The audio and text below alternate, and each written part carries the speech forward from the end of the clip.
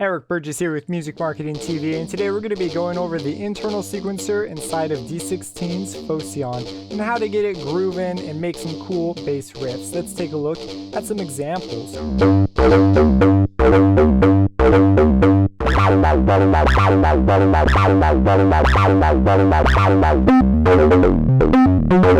I've used in every video thus far this nifty pattern sequencer in here, and it's basically a bunch of preloaded patterns. And with every note that I play, it'll trigger a different pattern. Each note is associated with another pattern. And these are separate from the sound controls that we have up here. So we can change our sound and our patterns independently and also save them independently. So we're going to go over the basics of making these patterns, and then in another video we're going to go over how to do this in the piano roll, as well as some of the more in-depth features, because this has actually got a lot of additional things that it can do. Kind of a surprising thing, including a randomizing function, which we'll dive into in another video. So to turn it on, first you need to have internal sequencer on. And I also have host mode on. If host mode's off, when I play it, it'll play. But when I play a note, it does not play, as you can see here. If I turn this on, it'll then respond to MIDI notes. And it will select the appropriate pattern based on the note that I decide. If you use the internal sync, that basically just gives it its own tempo, if that's something that you've been looking on how to do. So to edit a pattern, you have to have this red button on. If this is the pattern right, it allows for editing. If it's not on, you can't edit patterns, which when you enter a host mode, it should just turn on. For example, we can turn it off right now, but as soon as we enter host mode, it'll turn on. So if you have this set up, you should be good to go. Now I want to let's cover some of the more important aspects, and then we'll go over some of the small sort of, you should know about it, but you're not going to use those as much. So first, when we're browsing our patterns here, I have auto follow on, and I believe it's on by default too, so that when I push notes, it'll jump to different patterns, and we can see our data changing down here. If you want to use the previous and next instead, you'll need to turn auto follow off, and then you can browse separately. And also, auto follow being turned off can be pretty helpful if you're editing a pattern and you don't want it to continually change on you, especially if you're auditioning it through playback through the DAW, or you accidentally hit a wrong note. So there are some reasons why you'd want this off. I'm going to leave it on here though. And we've got a couple sort of big settings to know about. First, we have our pattern length. This is how long the pattern is. So if you want to change that, that is observed through looking at these red lights on the bottom row. And so if we click pattern length, anything that can be changed will start to blink. And this is true of a bunch of settings. You'll notice blinking lights means that it can be altered inside of Phoscyon. So let's just say that we want to do one quarter note. So I'm just going to click over here and then hit pattern length, and we've been set to work with just a single quarter note. Now, once we've got this set up, we want to be able to tell these 4/16 notes what to do, what note to play, if it should have an accent, if it should have a slide, and if it should play a note at all, meaning like a gate signal. So we can select the step that we want to edit by clicking on top, and this also shows us in playback where we are, as we can see. And when we go ahead and click something, we say, okay, let's want to edit this first step, and we want to tell it to play a note, to be a slide note, and to have an accent. Those things are controlled by these gray buttons over here. So we have gate, accent, and slide. Ignore the red writing. We'll get to that in some other video, but for this video, the red writing does not matter. So when we click on gate, it basically says play a note. If we click on accent, it gives it one of those accent envelopes like we talked about in a previous video. And if we click on slide, it'll slide to the next note. Keep in mind that slide notes are not affected by the step length, which we also talked about in the sound control video. So let's just make it so that this first note, let's just leave it blank. So it's not even going to play a note. Our next one is going to play. We'll have a gate, and we'll make it a accent note. Our third note will be a slide, and it will not be accented. And our fourth note will play, and it won't slide. And so now when we play it, and now on the first one, what the heck, we'll put in a note. What note is to be played is determined by this piano over here. So this looks kind of like a piano, and as you can tell, it's got black keys all figured out. So let's say that we want this first one to be a C, and then we have some octave options. So we can tell it to play an octave lower, we could play down, we could play an octave higher, and if you have them both on, it'll go up 2 octaves. So I'm just going to leave it right here in the center.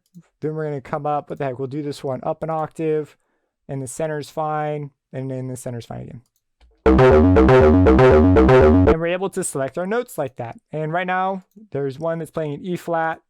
Let's go ahead and make this a G. So we got a C minor chord. And that's the basics of editing patterns. As soon as you know how to make your pattern the length you want, you're pretty much good to go. Now, if you'd like to save your pattern, you can come up here and control click. So you see how these are in gray?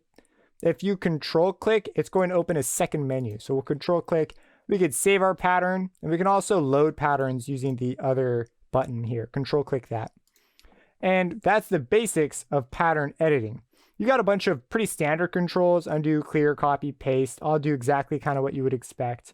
There's a random mode we'll get to in another video because it's kind of this whole other thing. And then we've also got shuffle. So shuffle, what that does, this is a common thing in DAWs where it just changes the time from straight time to shuffle time. So right now we're playing straight 16ths. If we go ahead and make this shuffled 16ths, I think 50 will be good. You get shuffle time. And that's also an option for the arpeggiator as well. So after this, you've got some pretty interesting options over here. You have the ability to shift the notes over. So let's say that this first one has no gate. If we want to push this to the next note, you can actually just push over. And we'll notice that the second note now has no gate.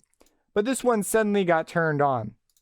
What's happening is it's pushing them around in a circle. So this last one gets pushed forward and they all step over one spot.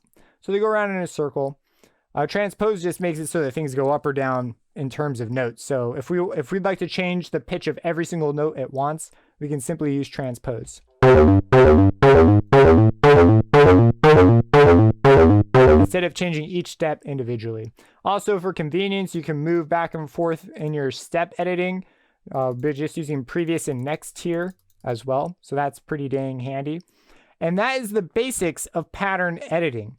Before we get into writing a pattern, there's one other thing I need to say about the threshold control here. So you probably see this threshold control, and this threshold control works not in a way that you might expect. So there's a edit step value. And what this means is we're able to change the threshold, the gate level, the accent level, and the slide level for any individual step. So we can come through and set them. So let's say that this first one, we have the gate 81, what the heck? And we'll put the accent at 25. The second step, we'll have it at 127.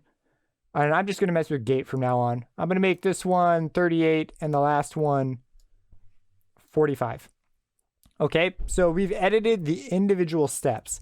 These are saved separately so that when we go back to threshold mode, which is, this is red, so you know we're in threshold mode, those settings are still saved. The threshold mode will consider this. So you might think that this will change how loud each note is. That is not at all what this does, which at first confused me. What it instead does is this is a gate, and anything that is below this value, this threshold value, will be played, will be taken into consideration. So for example, if we turn this up here a little bit, I believe I had one of those notes, one of those steps was pretty low.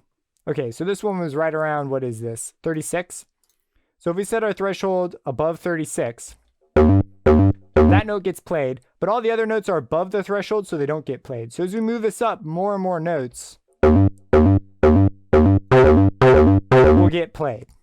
Did I not have they should all be active at 127. Oh, so this first one's off, and this last one's at 127, so it should play now. So exactly as we expect. And the same thing holds true for these others. So it's a way of sort of reining in the controls. All right, so let's go ahead and make ourselves a pattern. So first thing I'm going to do is I'm going to come over to pattern length, and I'm going to set it to 8. I'd like 8 spots. And on the first spot, I'm going to have it play a C. and we'll make it on, and we'll make it an accented note. Second spot, we'll also make it on, and we'll make it play a G. And we'll make this one play a G as well. Let's make this one on. And the last one, we'll make it play an E. Turn that on. We'll make this one play a C again. Then, oh, and is it on? Nope, it's off. And we'll have this one play as well. And we'll make this one a G, make it on. And we'll have it come down to an E at the end again.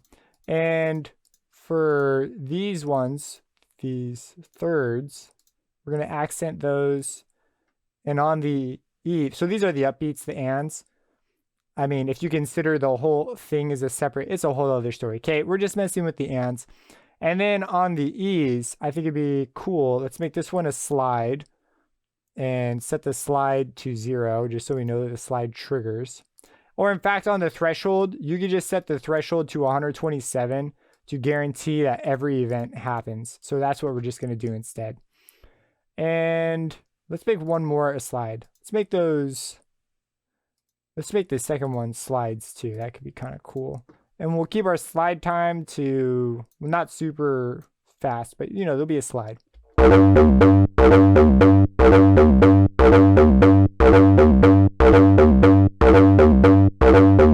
And let me check real quick. Oh, our threshold, our gate's all the way down, that's why.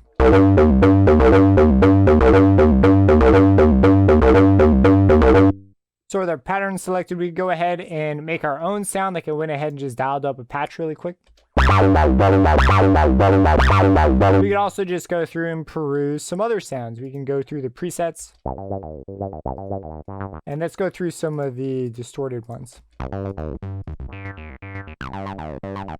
Sure, that one sounds cool.